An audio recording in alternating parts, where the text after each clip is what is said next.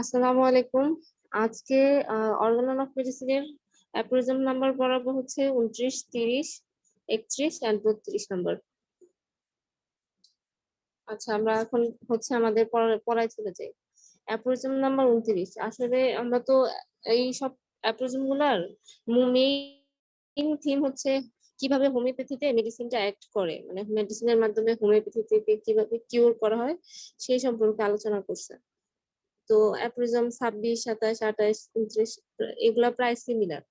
তো এখানে বলছে অ্যাপ্রিজম 29 হাউ হোমিওপ্যাথিক কিউর টেক প্লেস। তো হোমিওপ্যাথিতে আমরা যখন একটা পেশেন্টের উপর মেডিসিন অ্যাপ্লাই করব, সিক পেশেন্টের উপরে, তো সেই ক্ষেত্রে হোমিওপ্যাথিতে কিউর কিভাবে হবে সেই সম্পর্কে আলোচনা করা হয়েছে। তো এখানে লিখছে firstly A medicine applied হোমিওপ্যাথিক্যালি to seek person. যখন আমরা সিক পারসন উপরে হোমিওপ্যাথিক্যালি মানে সিমটম সিমিলারিটি অনুযায়ী একটা পেশেন্টের উপর মেডিসিন অ্যাপ্লাইড করব, effect the dynamically derange vital force. Vital force তো উইক থাকে, মানে ডিরেন্স থাকে বলেই তো ডিজিজটা হচ্ছে। তো প্রথমে যে মেডিসিনটা এফেক্ট করবে সেটা প্রথমে এফেক্ট করতেছে হচ্ছে ভাইটাল ফোর্সের উপরে। A stronger similar medicinal disease is produced by the primary action of the medicine. তো আমরা হচ্ছে গত ক্লাসে বলছিলাম যে মেডিসিনের যে ভাইটাল ফোর্সের উপর যে উম, প্রথম যে ইফেক্টটা করতেছে, মানে মেডিসিনের যে ইফেক্ট, সেটা হচ্ছে প্রাইমারি অ্যাকশন অফ মেডিসিন। তো এখানে হচ্ছে মেডিসিনটা প্রথমেই ওই ডিজিজের উপরে যে স্ট্রঙ্গার সিমিলার মেডিসিনাল ডিজিজটা প্রাইমারি অ্যাকশন তৈরি করতেছে। This stronger similar medicinal disease is permanently removed the weaker similar natural disease. আচ্ছা, আমরা তো মেডিসিনটা দিতেছি হচ্ছে একটা ন্যাচারাল একটা ডিজিজের উপরে, ন্যাচারাল ডিজিজের উপরে, সেটা হচ্ছে যে সেটা উইকার, আর আমরা যে মেডিসিনটা দিতেছি সেটা হচ্ছে স্ট্রঙ্গার। তো এটা উইকারটা স্ট্রঙ্গারটাকে রিমুভ করবে। এটা এরপরে হচ্ছে the vital force is now merely medicinal disease. তখন এখান থেকে হচ্ছে যে ভাইটাল ফোর্স যে ডিরেসমেন্টটা ছিল সেখানে হচ্ছে মেডিসিনাল ডিজিজটা থাকবে। হ্যানিম্যান বলছিলেন যে আমাদের মানবদেহের রোগ দুই ভাবে হয়, একটা হচ্ছে ন্যাচারালি, একটা মেডিসিনাল। ন্যাচারালি হচ্ছে এই যে এখন বর্তমানে ফিভার টিভার হচ্ছে, ঠান্ডা হচ্ছে, জ্বর হচ্ছে, এগুলা। আর হচ্ছে মেডিসিনালি হচ্ছে মেডিসিনের এফেক্টে যে ডিজিজ গুলা হয়। যেমন অ্যালোপ্যাথিতে দেখা যায় যে কিছু কিছু পেশেন্টে, যেমন জ্বরের ক্ষেত্রে আমরা যদি নাপা বা প্যারাসিটামল দেই, সেটা হচ্ছে লং লাস্টিং যে এফেক্টটা হয়, সেক্ষেত্রে কিডনি ড্যামেজ থেকে কিডনি সাফারার মানে কিডনিতে অনেক সময় ড্যামেজ পর্যন্ত হয়ে যায়। তো হোমিওপ্যাথিক্যালিতে সেটা হয় না। সেক্ষেত্রে হয় কি যে আমরা যদি হোমিওপ্যাথিক্যালি সূক্ষ্ম পটেন্সি ইউজ করি, তার আর হচ্ছে according to the symptom similarity, সেক্ষেত্রে মেডিসিনের যে ডিজিজটা তৈরি করে সেটা তো হচ্ছে খুবই শর্ট টাইমের জন্য, হচ্ছে শর্ট ডিউরেশনের জন্য। তো হোমিওপ্যাথিক্যালি কিন্তু ডিজিজটা কিউর হয়ে যায়। আচ্ছা, এরপরে দেখি এখানে বলছে medicinal disease is remove by two way, মানে ওইখানে যে আমরা ভাইটাল ফোর্সটা যে কিউর হয়ে গেল, রিমুভ ফ্রম দ্য ডিজিজ, তো এরপরে হচ্ছে মেডিসিনাল ডিজিজটা কিন্তু এখানে থেকে যায়। তো সেখানে কি হয়, সেকেন্ডারি কিউরেটিভ অ্যাকশন, আর হচ্ছে medicinal disease gradually becomes weaker and weaker due to the minuteness of dose আর shorter and fixed duration of the medicine.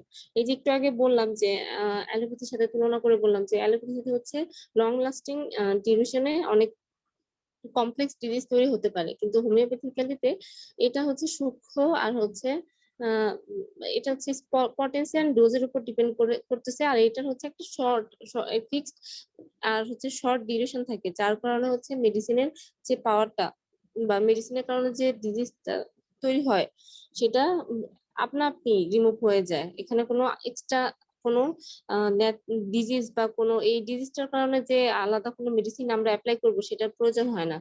R secondary curative action সম্পর্কেও গত ক্লাসে ধারণা দিছিলাম যে সেকেন্ডারি কিউরেটিভ অ্যাকশনটা কি। যখন হচ্ছে প্রাইমারি অ্যাকশন হচ্ছে মেডিসিনাল অ্যাকশন, মেডিসিনাল অ্যাকশনের বিপরীতে যে অ্যাকশনটা তৈরি হচ্ছে সেটাই হচ্ছে সেকেন্ডারি কিউরেটিভ অ্যাকশন, মানে হচ্ছে কিউর করার যে অ্যাকশনটা। আচ্ছা, now the vital force is free from both disease and medicinal force. তো এরপরে হচ্ছে যখন ভাইটাল ফোর্সে মেডিসিনাল ফোর্সটাও থাকতেছে না, ডিজিজ ফোর্সটাও থাকতেছে না, তখন তো এটা তো ফ্রি হয়ে যেতেছে। সো এখানে হচ্ছে ডিজিজটা কিউর হয়ে যাচ্ছে। তো এইভাবে হচ্ছে হোমিওপ্যাথিক্যালি একটা সিক পার্সনের উপরে হোমিওপ্যাথিক্যালি একটা মেডিসিন অ্যাপ্লাই করলে কিউর হয়। আর এটাই হচ্ছে অ্যাপ্রিজম নাম্বার 29 আলোচনা করা হয়েছে। আচ্ছা, এরপরে যাই অ্যাপ্রিজম নাম্বার 30। এখানে অ্যাপ্রিজম নাম্বার 30 থেকে 34 বলা হয়েছে medicine R stronger than the natural disease. মানে মেডিসিনটা যে স্ট্রঙ্গার ন্যাচারাল ডিজিজের চেয়ে স্ট্রঙ্গার সেই সম্পর্কে আলোচনা করছে। তো aphorism number 30 regulation of dose.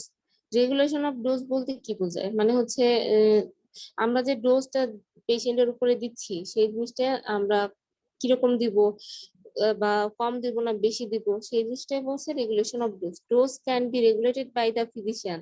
এই physician can increase or decrease the quality and quantity as his need. মানে এখানে হচ্ছে এই ডোজটা কিন্তু একজন ফিজিশিয়ানের হাতেই থাকে।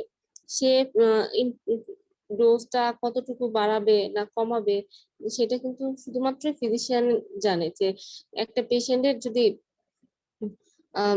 ডিজিজ যদি বেশি পরিমাণে স্ট্রঙ্গার হয় সেক্ষেত্রে কিন্তু ওই মুহূর্তে উইকার মানে পটেন্সি কেমন হবে, উইকার পটেন্সি হবে না লেস পটেন্সি হবে কিনা, হায়ার পটেন্সি হবে, আর হচ্ছে ডোজটা কেমন হবে সেই সম্পর্কে কিন্তু হ্যানিম্যান আলোচনা করছেন। তো while treating the natural disease, stronger similar disease is produced by similimum, which soon disappear as the dose is small. মানে হচ্ছে এখানে ন্যাচারাল ডিজিজ যখন আমরা ট্রিটিং, আমরা তো ন্যাচারাল হোমিওপ্যাথিক্যালি তো ন্যাচারাল ডিজিজটাকেই ট্রিট করা হচ্ছে।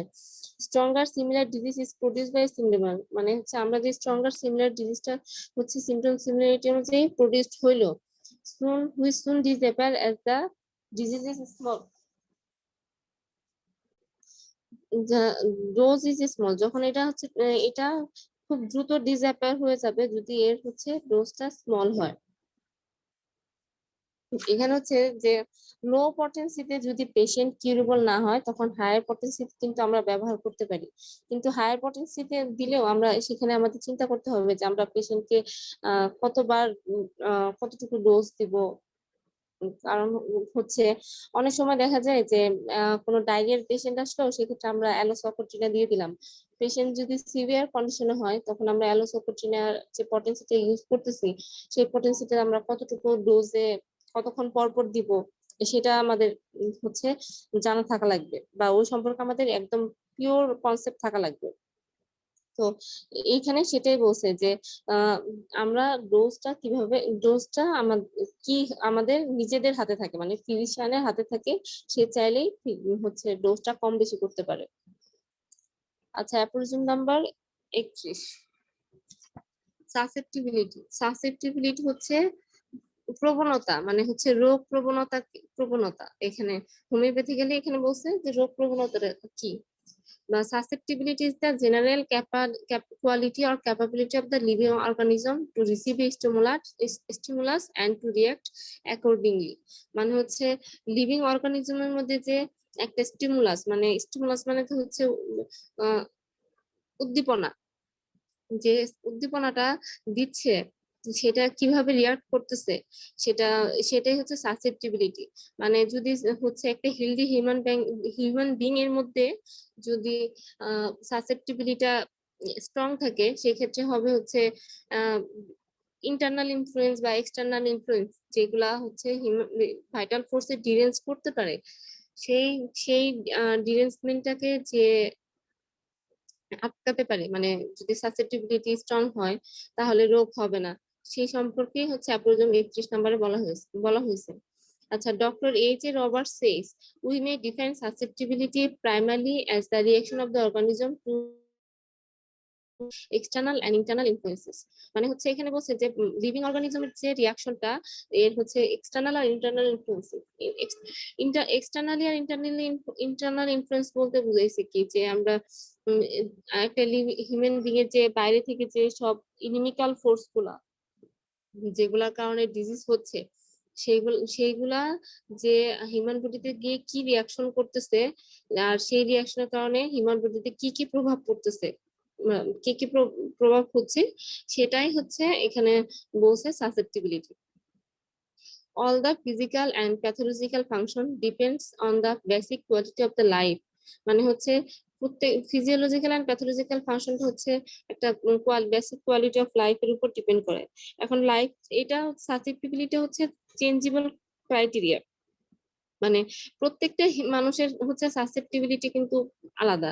আর প্রত্যেকটা মানুষের না, প্রত্যেকটা মুহূর্তে বলা যায় যে কারো যদি সকালে একরকম থাকে রোগ প্রবণতা, তো বিকালে দেখা যেতে পারে যে তার রোগ প্রবণতা হচ্ছে অনেক বেশি পরিমাণে আহ, বেশি হয়ে গেল। যেমন হচ্ছে কারো যদি হচ্ছে মানে হয়েছে, সেখানে যদি সেখানে যদি প্রপার ট্রিটমেন্ট না করে, বা যেমন হচ্ছে স্কিন ডিজিজ, স্কিন ডিজিজের ক্ষেত্রে আমরা জানি অনেক সময় হচ্ছে স্কিন ডিজিজের জন্য আমরা অনেক সময় অনেক যেগুলা অ্যালার্জিক কন্ডিশন আছে, যে কিছু কিছু জিনিস তখন অনেক সময় হচ্ছে নিষেধ করা হয়, যে চিংড়ি মাছ বা বেগুন এসব জিনিস খাবেন না।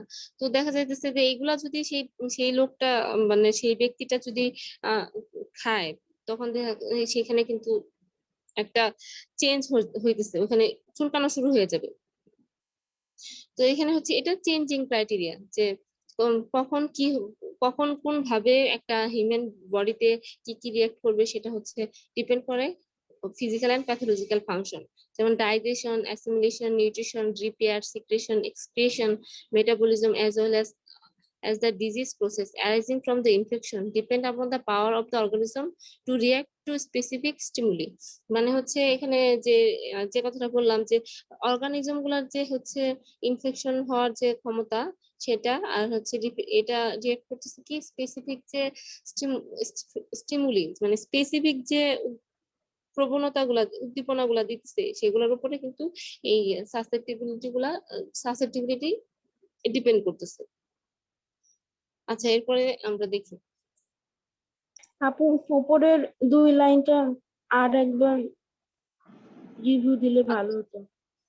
আচ্ছা, সাসেপ্টিবিলিটি যে প্রথম লাইনটা, susceptibility is the general quality or capability of the living organism to receive stimulus and react accordingly. জি আপু। এই লাইনটা।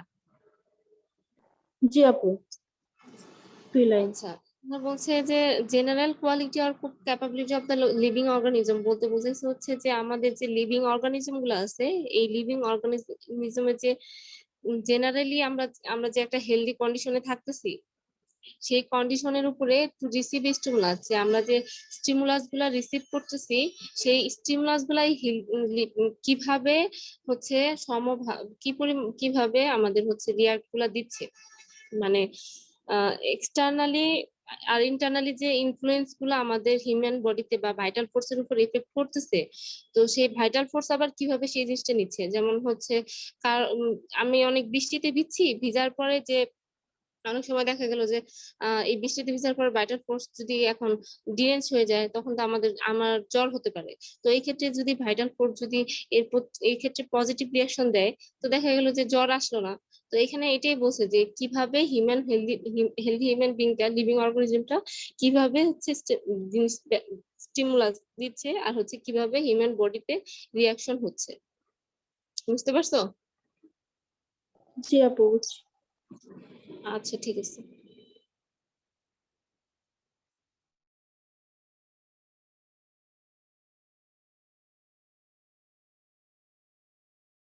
সাসেপ্টিবিলিটির ইম্পর্টেন্স কি আমাদের হিউম্যান বডিতে? আসলে মানে যদি হিউম্যান বডিতে যদি সঠিক স্টিমুলাসের, হিউম্যান বডির কাজই তো হচ্ছে স্টিমুলাসকে সঠিকভাবে গ্রহণ করা। যদি সঠিকভাবে গ্রহণ করতে না পারে, তখন কিন্তু অ্যাবনর্মাল কন্ডিশন তৈরি হবে। যেমন এখানে বলছে মেইনটেনেন্স অফ হেলথ, সাসেপ্টিবিলিটি হচ্ছে হেলথকে মেইনটেইন করে।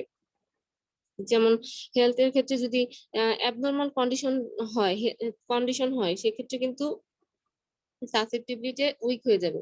যেমন এটা হচ্ছে ভাইটাল ফোর্স এর মধ্যেই বলা যায়, বাট সাসেপ্টিবিলিটি যদি উইক না হয়, তাহলে কিন্তু ভাইটাল ফোর্স এর ডিরেঞ্জমেন্ট হচ্ছে না। আর সাসেপ্টিবিলিটি যদি উইক হয়, তাহলে কিন্তু ভাইটাল ফোর্সও উইক হয়ে যাবে।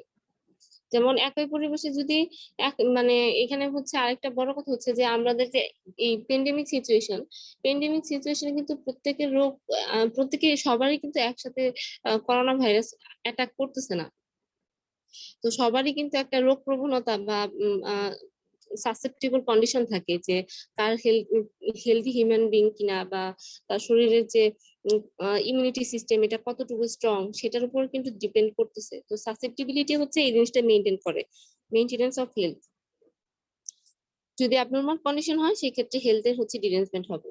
ডেভেলপমেন্ট অফ কনস্টিটিউশন, কনস্টিটিউশনটা কি? কনস্টিটিউশন হচ্ছে ফিজিক্যাল ক্যারেক্টারিস্টিক্স বা হচ্ছে তার যে বাহ্যিক গঠন সেটা।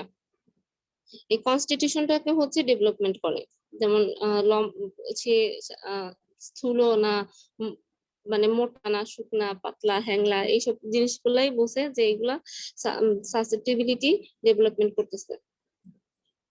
কারণ হচ্ছে স্ট্রং সাসেপ্টিবিলিটি যদি থাকে তাহলে তার রোগ প্রবণতাও কম থাকবে, আর রোগ প্রবণতা কম থাকলে হচ্ছে হিউম্যান বিং তার স্বাস্থ্য ভালো থাকবে, তার হচ্ছে গঠন ভালো হবে, সে সুস্থ থাকবে, স্বাভাবিক থাকবে। ডেভেলপমেন্ট অফ ডায়াথেসিস, ডায়াথেসিসটা হচ্ছে কি মানে হেলথের প্রিডিসপোজিশন। এখন হচ্ছে ডায়াথেসিস হচ্ছে যেমন বলা হয় হেমোরেজিক ডায়াথেসিস বা গটি ডায়াথেসিস বা রিউমেটিক ডায়াথেসিস, এগুলা কি? এগুলা হচ্ছে যে এই মানে হেমোরেজিক ডায়াথেসিস হচ্ছে টেন্ডেন্সি টু ব্লিডিং, মানে যেখান থেকে হচ্ছে একটা ডিজিজের স্পেয়ার অফ অ্যাকশন শুরু হয়। স্পেয়ার অফ অ্যাকশন আবার কি? স্পেয়ার অফ অ্যাকশন হচ্ছে মেডিসিনের যে মেইন অ্যাকশনটা শুরু হয় বা ডিজিজের যে অ্যাকশনটা শুরু হয় সেটা। এটা ডেভেলপ, তো এখানে বলছে হচ্ছে ডেভেলপমেন্ট অফ ডায়াথেসিস, ডায়াথেসিসটাকে এটা এখানে হচ্ছে ডেভেলপ করতেছে। ডেভেলপমেন্ট অফ ডিজিজ, ডিজিজ হচ্ছে আমরা তো সিমটম সিমিলারিটি অনুযায়ী ডিজিজ দিই, মেডিসিন দিই। এখন যদি আমরা হচ্ছে সিমটম সিমিলারি অনুযায়ী যদি মেডিসিন সিমিলিমাম ইউজ করতে না পারি, সেই ক্ষেত্রে হচ্ছে ডিজিজ হচ্ছে অনেক সময় কিওর হয়, আবার হচ্ছে অনেক সময়, বেশিরভাগ সময় কিন্তু কিওর হয় না। তো এখানে বলছে যদি ডেভেলপমেন্ট অফ ডিজিজ বলতে বোঝাচ্ছে হচ্ছে যদি কারো কোনো পেশেন্টের ডিজিজের পাওয়ারটা মানে একজন পেশেন্ট কম অসুস্থ আরেকজন হচ্ছে বেশি অসুস্থ, সেই ক্ষেত্রে যে সিমিলার অনুযায়ী আমরা মেডিসিনটা দিব, সেই ক্ষেত্রে হচ্ছে এখানে বলছে যে দুই ক্ষেত্রে কিন্তু পেশেন্ট কিউর হবে। আর এই পেশেন্ট কিউর হচ্ছে সাসেপ্টিবিলিটির কারণে। আর এখানে আরেকটা ব্যাপার হচ্ছে যে রেমেডি রিঅ্যাকশন, আমরা যে রেমেডি দিচ্ছি ডিজিজটা কিউর করার জন্য, যে 8 নাম্বার পয়েন্ট রেমেডি রিঅ্যাকশন। রেমেডিটা হচ্ছে রেমেডিটা হচ্ছে বডিতে যে গিয়ে একটা রিঅ্যাক্ট করতেছে, যেটা হচ্ছে সিমিলিমাম অফ কিউর, মানে হচ্ছে এই কিউরের কারণে কিন্তু হচ্ছে রেমেডির কারণে, মানে আমরা যদি প্রপার রেমেডিটা সিলেক্ট করতে পারি সেই ক্ষেত্রে কিন্তু হচ্ছে ডিজিজটা কিউর হওয়ার পসিবিলিটি থাকে। আর ম্যানিফেস্টেশন অফ ডিজিজ হচ্ছে এই সাসেপ্টিবিলিটির মাধ্যমে আমরা হচ্ছে একটা ডিজিজের হোল ম্যানিফেস্টেশন সম্পর্কে আমরা জানতে পারি। রিকভারি অ্যান্ড কিউর, রিকভারি অ্যান্ড কিউর হচ্ছে পেশেন্টের যে কতটুকু রিকভারি হলো বা একদম পিওরলি কিওর হলো কিনা সেই সম্পর্কে আমরা সাসেপ্টিবিলিটির মাধ্যমে জানতে পারি। ডেভেলপমেন্ট অফ ড্রাগ পিকচার, একটা ড্রাগ পিকচার বলতে এখানে বোঝাচ্ছে হচ্ছে আমরা যখন ড্রাগ প্রুভিং করব সেইটা, প্লাস হচ্ছে আমরা যখন একটা সিক পার্সনের উপর হচ্ছে এই সিমটম সিমিলারিটি অনুযায়ী মেডিসিনটা অ্যাপ্লাই করব, সেটা সেই জিনিসটা আমরা সাসেপ্টিবিলিটির মাধ্যমে পেতে পারি বা সাসেপ্টিবিলিটি সেই জিনিসটা শো করে। Determining the dose and repetition, আচ্ছা এখানে হচ্ছে ডোজ এন্ড রেপিটিশন বলতে বুঝাইছে আমরা কতটুকু ডোজ আর হচ্ছে এটা কখন কয়বার রিপিটেড করব।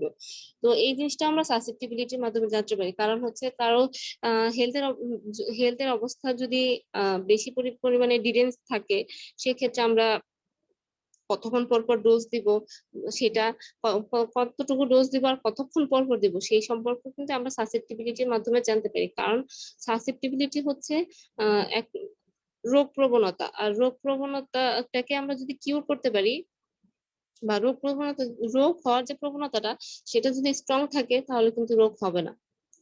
আচ্ছা এরপরে আমরা যাব অ্যাপ্রোজম নাম্বার 32, মেডিসিন অ্যাক্টস আনকন্ডিশনালি। এখানে হচ্ছে মেডিসিন সম্পর্কে আলোচনা করা হয়েছে। প্রথমে বলছে যে মেডিসিনাল পাওয়ারটা আমরা যখন অ্যাপ্রোজম নাম্বার 30 করলাম তখন ওখানে লেখা ছিল মেডিসিন পাওয়ার স্ট্রঙ্গার নাকি হচ্ছে disease power stronger. Medicine R stronger than the natural disease. তো এইখানে হচ্ছে সেজন্য মেডিসিনের কথা বলা হয়েছে যে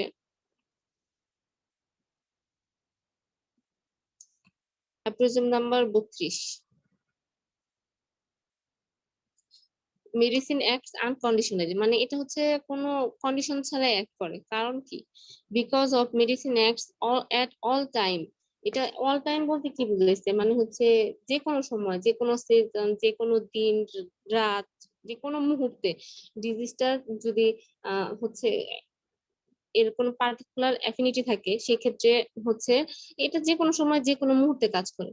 যেমন হচ্ছে বর্তমানে যে কন্ডিশন, এখন তো রেইনি সিজন, এই সময় হচ্ছে যদি আমরা ফিভারের জন্য যে আমরা মেডিসিনটা দিচ্ছি, রাস্টক্স যদি দিই সিমটম সিমিলারিটি অনুযায়ী, এইটা হচ্ছে আমরা যে কোনো সময় দিতে পারি, কিন্তু এটার একটা অ্যাফিনিটি টাইম আছে যে রাতের বেলায় কিন্তু রাস্টক্স দেওয়া যায় না, তো দিনের বেলায় দেওয়া যায়।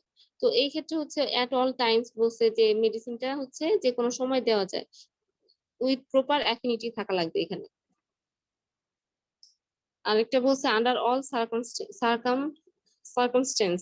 আন্ডার অল সার্কামস্টেন্স মিন্স হচ্ছে এখানে যে সোসিও ইকোনমিক যে কন্ডিশন গুলা থাকে, হাইজিন থাকে, এনভায়রনমেন্টাল কন্ডিশন থাকে, হ্যাবিট থাকে, তারপরে বিভিন্ন রকমের ইনফ্লুয়েন্সেস থাকে, যেগুলা কোনো কিছু হচ্ছে মেডিসিনের উপরে কিন্তু এফেক্ট করে না। আমরা যে মেডিসিনটা পার্সনের উপরে দিচ্ছি সেটার উপরে কোনোভাবেই কোনো কিছু এফেক্ট করতেছে না। সো এখানে হচ্ছে কোনো প্রকার সার্কামস্টেন্স এর প্রয়োজন পড়তেছে না। তো একটা মেডিসিন দিতে গেলে যে কোনো সার্কামস্টেন্সে কিন্তু মেডিসিনটা আমরা অ্যাপ্লাই করতে পারতেছি। অন এভরি লিভিং ইন্ডিভিজুয়াল, আমরা হচ্ছে প্রত্যেকটা লিভিং ইন্ডিভিজুয়ালে আমরা অ্যাপ্লাই করতে পারতেছি।